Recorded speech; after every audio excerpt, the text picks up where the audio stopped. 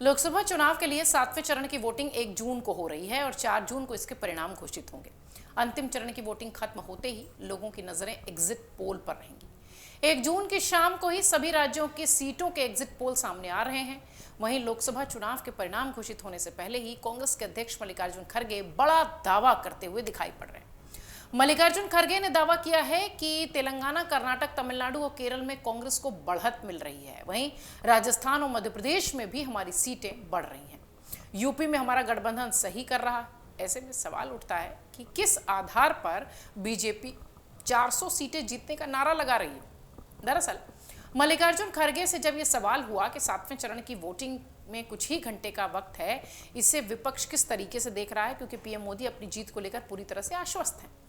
इसके जवाब में खड़गे ने कहा कि पीएम मोदी कुछ भी कहें, लेकिन लोगों ने तय कर लिया है कि वो इनकी लीडरशिप को स्वीकार नहीं करना चाहते।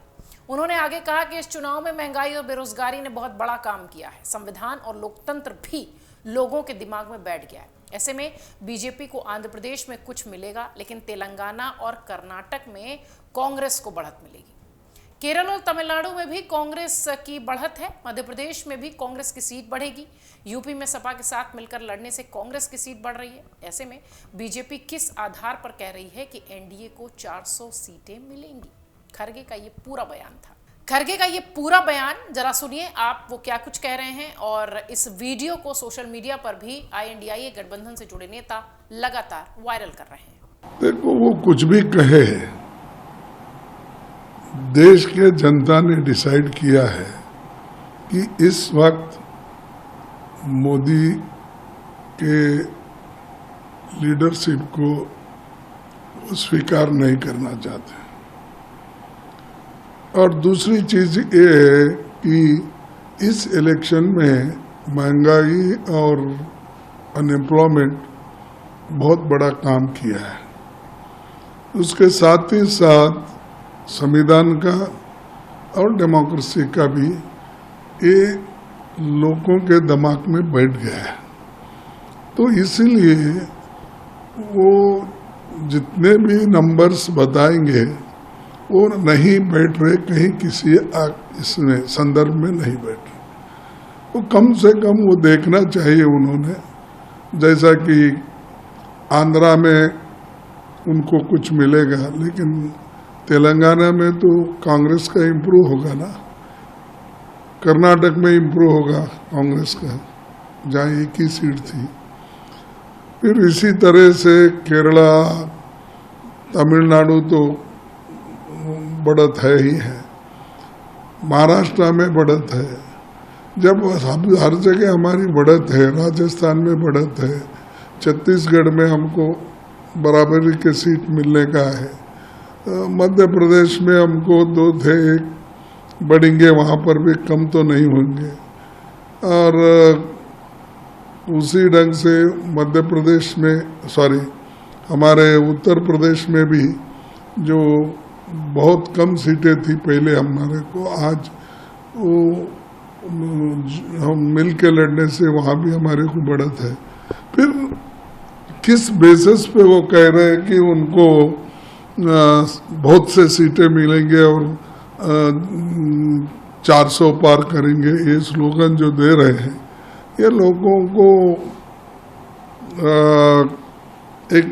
मैं समझूंगा कि लोगों को एक बेवकूफ़ करने की बातें हैं। तो और ऐसा उनका रवैया पहले से है और कोई वो नंबर उतना बना नहीं सकते। हमको लगता है कि गठबंधन की सरकार आ जाएगी। जैसा कि आप सब जानते हैं कि लोकसभा चुनाव के नतीजे से पहले इंडी गठबंधन एडवांस प्लानिंग में जुट गया है। कांग्रेस अध्यक्ष मल्लिकार्जुन खड़गे द्वारा शनिवार को दिल्ली में बैठक बुलाई गई। इंडिया गठबंधन के सभी शीर्ष नेताओं ने इस बैठक के निमंत्रण को स्वीकार भी कर लिया है। विपक्षी गठबंधन से अलग होकर अकेले लोकसभा चुनाव लड़ने वाली टीएमसी प्रमुख पश्चिम बंगाल के सीएम ममता बनर्जी इस बैठक का हिस्सा नहीं है।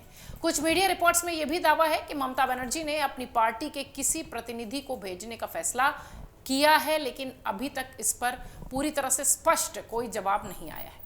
इंडी गठबंधन की ये बैठक चुनाव नतीजे के बाद की परिस्थितियों को लेकर आई है। इस बैठक में चुनाव के बाद आपस में एकजुटता बनाए रखने की नहीं बल्कि नए पार्टनर्स को भी गठबंधन में लाने के रोड मैप पर चर्चा हो रही है, ऐसी जानकारी मिली है।